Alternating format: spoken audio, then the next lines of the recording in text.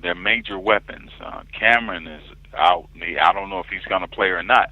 Like I told you last week, my suspicion is he's going to be done for this season and possibly for his career.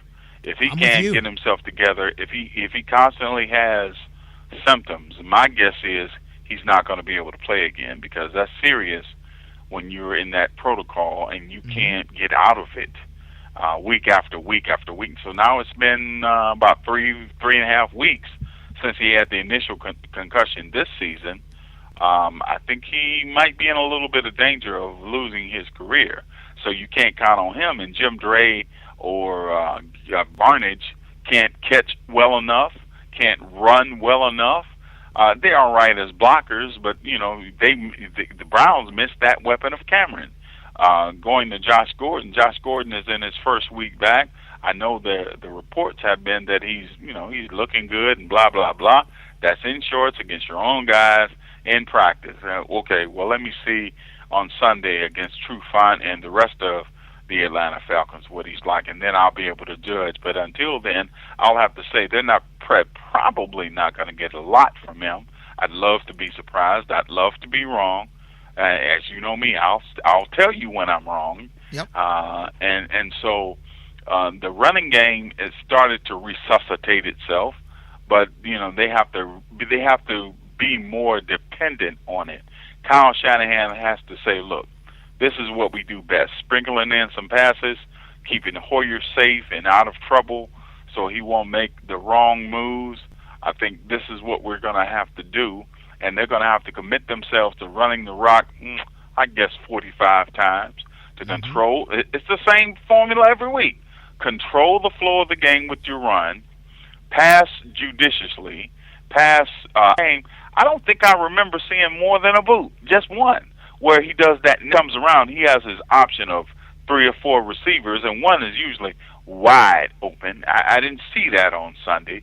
So I think Kyle Shanahan and the offensive coaches have to remain patient with their offensive philosophy. Maybe take your shots at a more opportune time, not in a predictable fashion.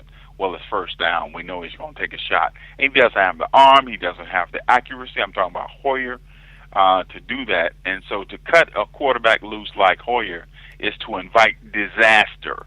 But they've reined him in. He's a smart player. He knows his limitations. And so he's not put him in harm's way. But he's starting to take more chances with the ball. So they're going to have to be careful there. The defense is hit all over the place. Sheard's hurt, maybe out. Dansby's hurt, maybe out. Phil Taylor's out. I mean, they're missing so many guys who are dinged up and out.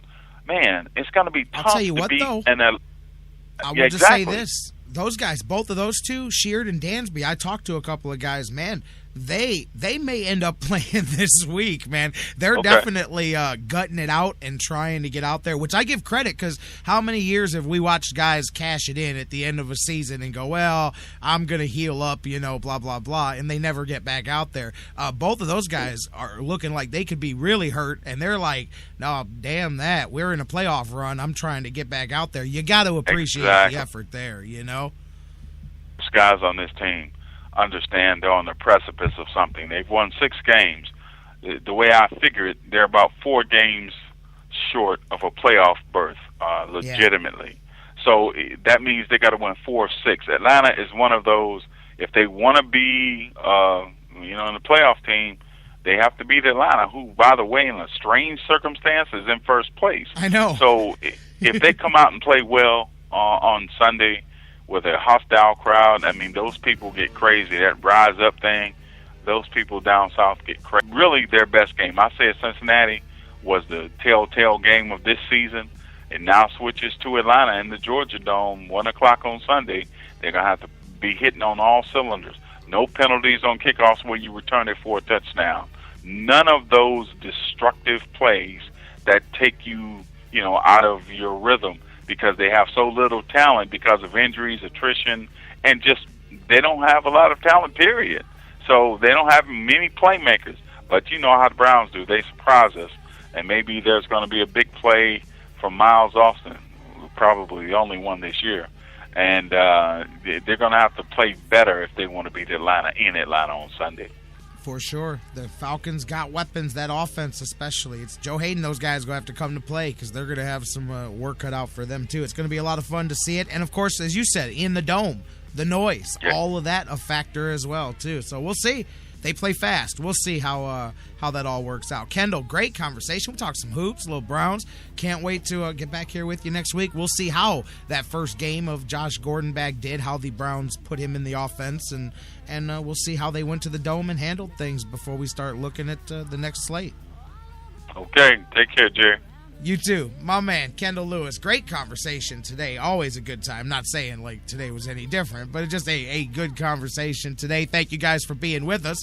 Let's keep that rolling. Take a break and get you some news. Come on back. Mike Brandenberry from DidTheTribeWinLastNight.com. We'll switch gears, talk a little bit to him. I'm telling you, man, Indians are going to find somebody to take Nick Swisher before this thing is over. My gut just tells me that front office has said, this may just be a wise thing to do, public relations wise, if nothing else, man. But I gotta tell you, if they manage, do you know how many of you guys? I've gotten at least 12.5 in the last month messages to the effect of, if this front office is able to trade Nick Swisher, they deserve, name your choice of a medal, of a kiss, of some things I can't say on the air, as far as rewards for being able to unload that albatross, man. So keep that in mind, because I got a funny feeling that they're going to have to take something bad on to do it. Don't get me wrong. They're going to have to take on the back half of the Titanic to get rid of the front, but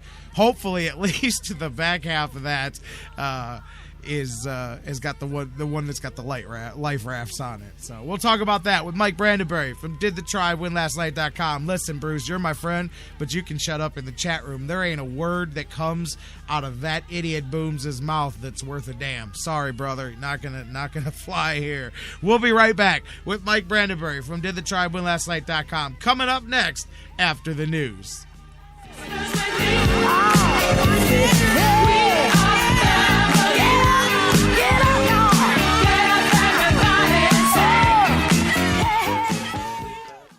We here at the Sports Fix want to make all of your dreams come true. What about my dream? Edith, I told you I can't build your candy house. It will fall down. The sun will melt the candy. It won't work. It will if it never rains. Oh, maybe not all of them. Get your fix on the Sports Fix. This is head coach Gary Waters at Cleveland State, and you're listening to the Sports Fix. Whether it's an oil change or a new set of tires, Quick Lane at Valley Ford Truck has you covered for your automotive car care needs. They're your neighborhood quick service experts. They also offer a low price tire guarantee. Choose from 13 brands, and if you find the same tires at a lower price within 30 days, Quick Lane at Valley Ford will refund the difference. They're open late Monday through Thursday until 9 p.m. and open early Saturday so you can check it off your to-do list and get on with your day. They also have a newly remodeled service lounge and additional service bay just for Quick Lane oil changes. Quick Lane at Valley Ford Truck is located at 5715 Canal Road, right under the 480 bridge in Valley View, just down the road from Independence. 5715 Canal Road, right under the 480 bridge in Valley View, just down the road from Independence.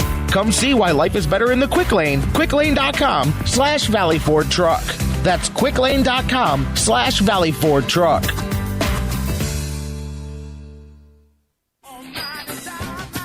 Business owners and professionals, do you want to take your business, your product, your team, your event to the next level? You want to advertise right here with the Sports Fix. Our listeners are among the most loyal listeners, terrestrial or internet. The Sports Fix universe is not only the radio show, but tens of thousands of fans on Facebook and Twitter. Email me, Jerry Myers, thesportsfix@AOL.com. That's thesportsfix@AOL.com. And let me help you swing for the fences and hit it out of the park right here on the Sports Fix.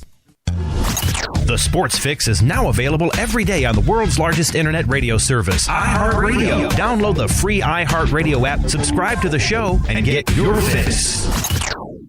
News break. I'm John Brickley. A fresh start with the Cavs, and yet LeBron James could not overcome the San Antonio Spurs Wednesday night. James, a costly turnover with 1.9 seconds remaining, giving the Spurs a 92-90. You get more and more games, and you understand how important it is closing quarters out, and able to quarter out in the second quarter. So, and just like you said, all 4 quarters, you get that experience, and those momentum minutes at the end of the quarter is very key. James held to 15 points on 6 of 17 shooting, the loss dropping Cleveland to 5-5 on the year. Despite a 1-9 start, the Lakers have managed to reverse the trend with back-to-back wins, including last night's 98-92 victory over the Rockets. LA closed the game on a 12-1 run. NFL news, according to ES Reese, the Patriots have signed running back LeGarrette Blount, who was released Tuesday by Pittsburgh. Thursday Night Football showcases an AFC West battle between the Chiefs, who've won 5 straight, taking on a winless Raiders team currently 0-10. Sports Center on ESPN Radio is brought to you by Lowe's, the best place to save on Black Friday. Hurry in now for great deals to improve your home and garden. Lowe's, never stop improving.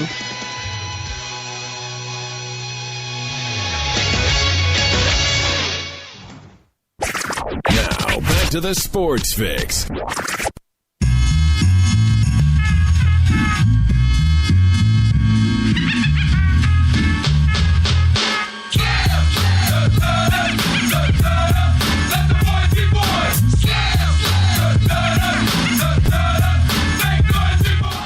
There's some old school Onyx right there. Take you back to the Sports Fix. J-Rock back with you.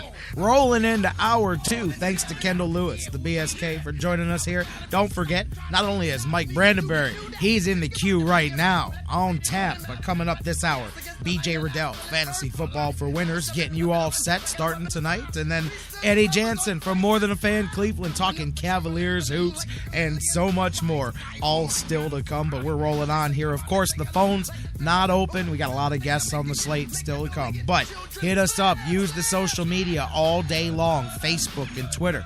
Facebook.com/The Sports Fix. Tweet with us at The Sports Fix CLE. And don't forget, phone lines are still always open, even if we can't take live calls. You can hit us up 24/7, 216-539-7535. Leave a message on the hotline, and we'll play the best ones on the air as well. Well, let's roll through. Go into the phones. As I said, switching gears, talking a little. Ray texted me this morning, ready to talk some trades. Mike Brandenburry from DidTheTribeWinLastNight.com. I'm telling you, man. It says, I called Miss Cleo. They're going to make it happen. I think the Indians, they move Bro-Hio. I'm just saying. The Baltimore Broreals sounds good to me. But let's do it. Mike Brandenburry, DidTheTribeWinLastNight.com. How you doing this afternoon?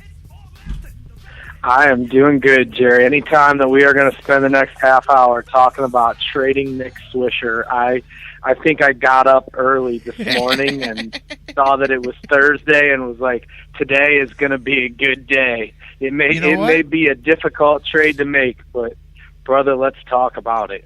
Absolutely. Because I'll tell you what, just look at the last 10 days or so, Tribe fans, how this went from this is an albatross for the next couple of years. They'll never to, the Indians are, this is all of a sudden becoming a reality as more and more reports. And I know a lot of people really jumped on it when Ken Rosenthal was talking about it the other day. But reality, talking to other teams with bad contracts, with similar albatrosses. Sometimes guys think, hey, I can do better with that guy, and maybe you can do better with you take my broken car and I'll take yours, and maybe I'm better at fixing fuel pumps and you're better at fixing steering systems. I don't know, but let's do something, because the status quo isn't going to work. And that's, I think, where the Indians clearly are. But I think now they believe it. I think the fact that they're even looking into it, I'm not guaranteeing that he will not be on this team come early next season, but I think the fact that the Indians are even going down this road tells me that they've resigned themselves to the fact that, if nothing else, then public relations to try to move the needle a bit at the ticket box office. It becomes a little bit easier if you're not asking people to wait for a bounce-back season from Nick Swisher. Yeah, I think the first thing you said, in that it's not going to be easy. I think that's the understatement of a millennium, and I've done a little bit of research, and it's not as easy as just trading one bad contract for another. Like you said, maybe talk about that. Maybe you're better at fixing fuel pumps. To me, I feel like they're going down a road by this becoming public, and I have a belief that every rumor